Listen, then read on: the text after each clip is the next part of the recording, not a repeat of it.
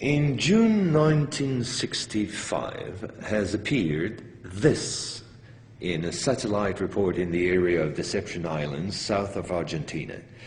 The Russians tried to sabotage the refloating operation in vain, despite the violence of the confrontation.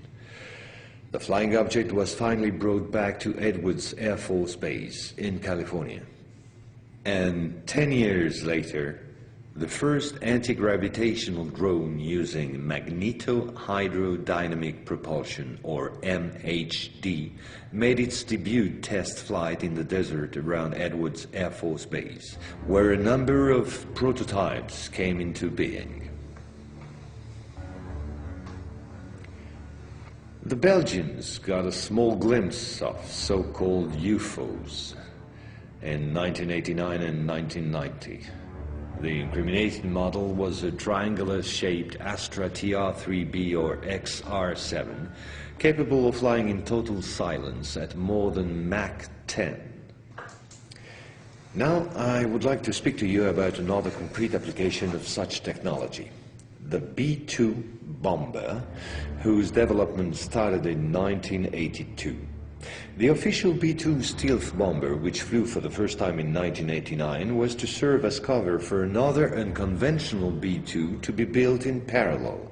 This top-secret model used, among other things, a plasma creation system, exploiting the airflow like an MHD generator. This system produces ionization of the air around the B-2, thereby suppressing air resistance while ensuring total invisibility for any type of radar. This nuclear bomber has flown for 15 years now at more than Mach 10. It can fly around the Earth in just a few hours without being seen. Naturally, such military research was to give rise to many commercial spin-offs. Over the last 10 years, we've seen the appearance of dozens of non-lethal armaments like E-bombs or electromagnetic bombs, as well as, of course, microwave weapons and powerful lasers. The U.S. Department of Defense, through the multinational Raytheon, decided to invest a gigantic amount of money in an experimental program called HAARP, or High Frequency Activate Auroral Research Program. And it was quite a program. Officially, the base in Alaska studies the ionosphere. In truth, the real possibilities of the installation are enormous. Climate manipulations, deep detection of underground base or deposits, silent and remote destruction of any object, and most important of all, manipulation of human behavior. So in 1996, a Russian satellite discovered in Antarctica the almost intact wreck of an immense spacecraft, revealed by the melting of the glaciers. The ice samplings indicated a crash date some 24,000 years ago.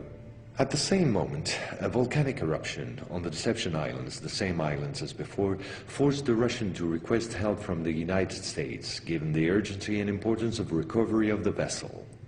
In the end, they suddenly dropped it all and evacuated the zone in panic. The device was finally destroyed by the Russians, extremely upset by the situation, which was no longer working to their advantage. No country will have such opportunity again. And this foolish action, as bad losers on the part of the Russians, was only to reinforce the position of the Americans as regards extraterrestrials. If this account seemed somewhat long despite my efforts to simplify, it was absolutely necessary to get to the subject I mentioned previously. The plot known as the Orion Conspiracy.